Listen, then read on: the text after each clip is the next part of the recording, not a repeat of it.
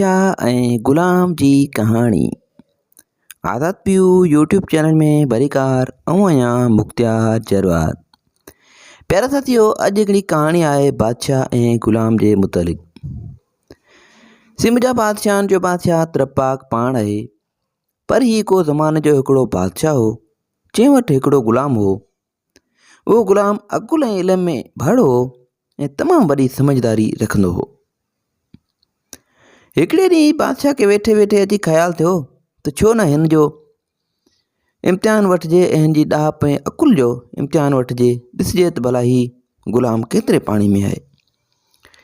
सभु मुंहिंजी बादशाह जा माण्हू हिन जी अकुल ऐं इल्म जी वाह वाह पिया कनि, सो हिन जे ख़बरचार वठणु घुरिजे।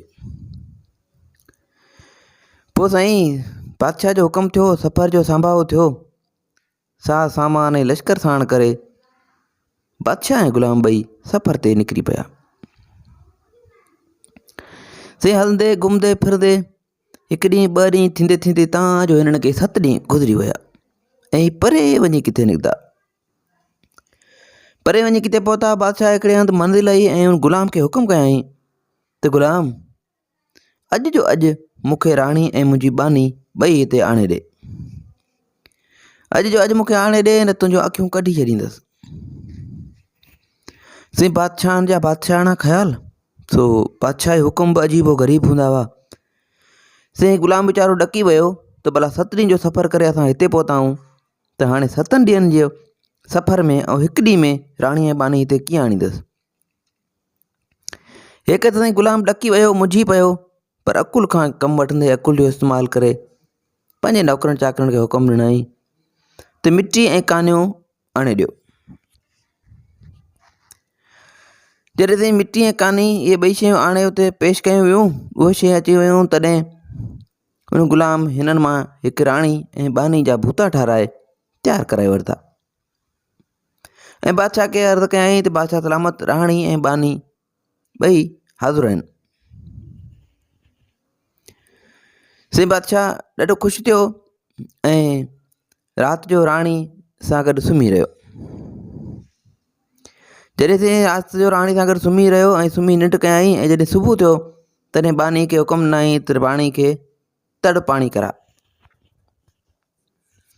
बानी जे हुकुम मूजिबि जहिड़ो पाणी जो राणी जे मथां पाणी विधो, तहिड़ो हू किरी पई।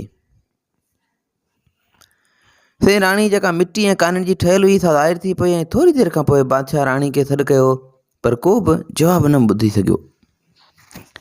बादशाह ते राणी खे सॾु कयो, को बि जवाबु न आयो। बादशाह ते अची ॾिसे त राणी ठहे ई कान।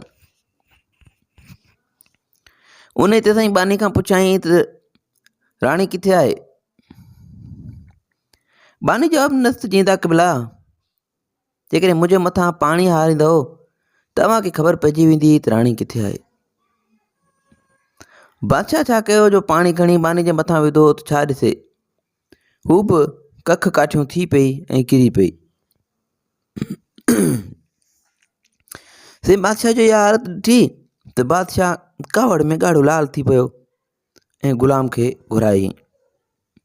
ऐं ग़ुलाम खे घुरायईं ऐं चयाईंसि, मूं तोखे चयो त मूंखे बानी ऐं राणी खपनि, तो मूंखे राणी ऐं बानी हिते न पुॼायूं, हाणे तुंहिंजूं अखियूं कढियूं वेंदियूं।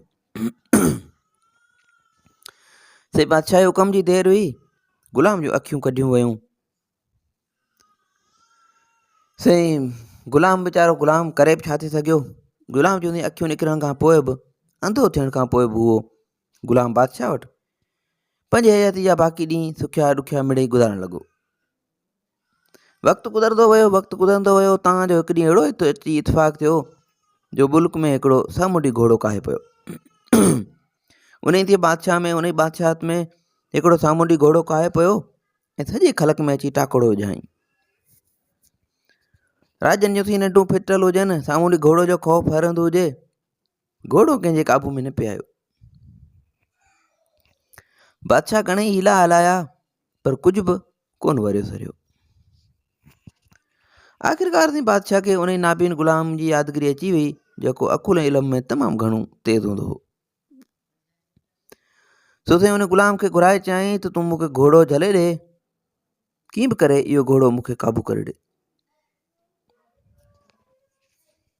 गुलाम जवाबु ॾिनसि त बादशाह सलामत, अखियुनि खां मज़ूर अंधो माण्हू भला घोड़ो झले कीअं सघंदुसि।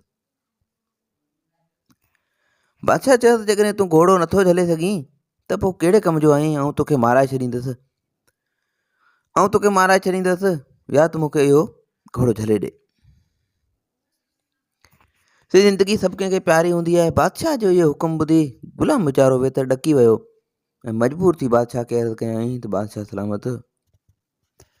बादशाह सलामत, जीअंदा की भला मूंखे ॿुधायो त घोड़ो कहिड़ी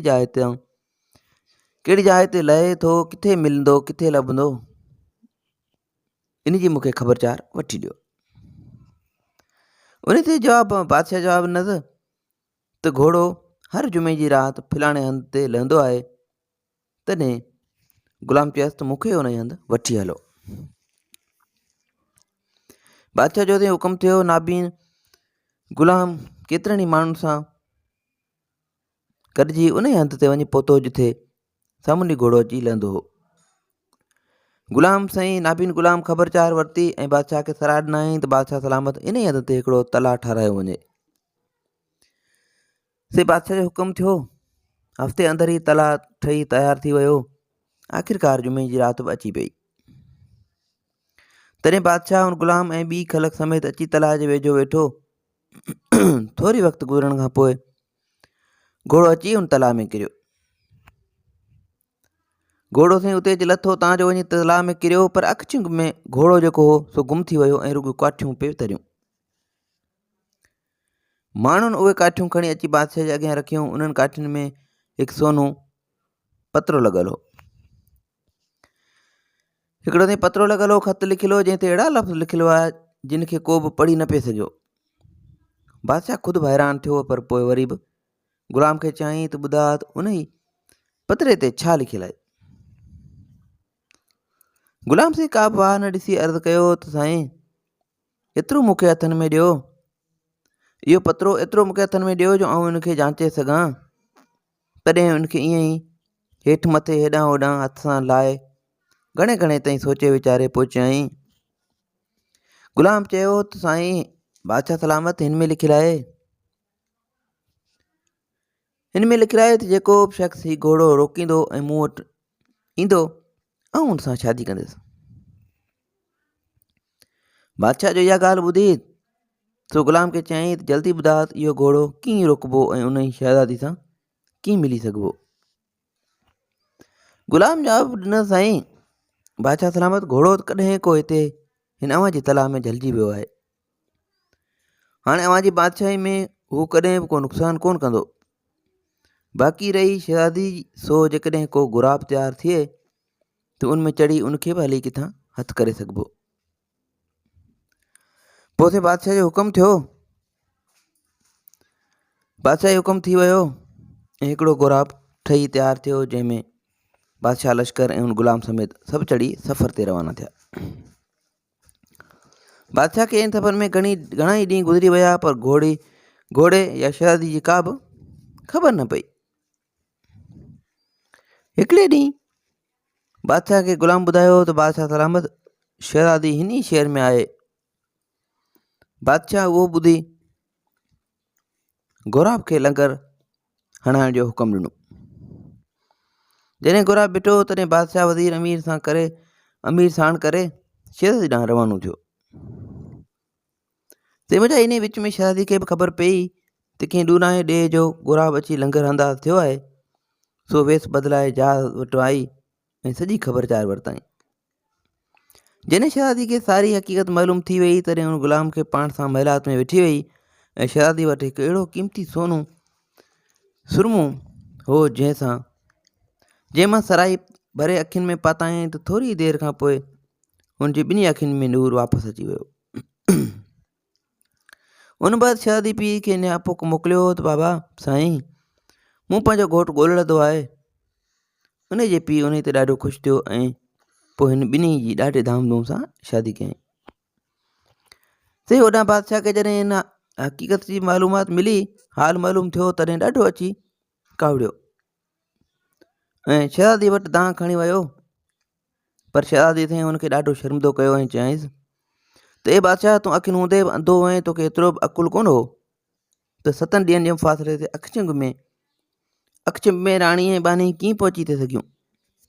वरी काठियूं ऐं कखनि जी राणी ठहण ते ग़ुलाम जे अकुल ऐं हुनर ते आफ़रीन चवण बदिरां तोखे एॾी कावड़ ऐं खार आई जो तो पंहिंजे वफ़ादार ग़ुलाम जूं अखियूं बि कढराए छॾियूं।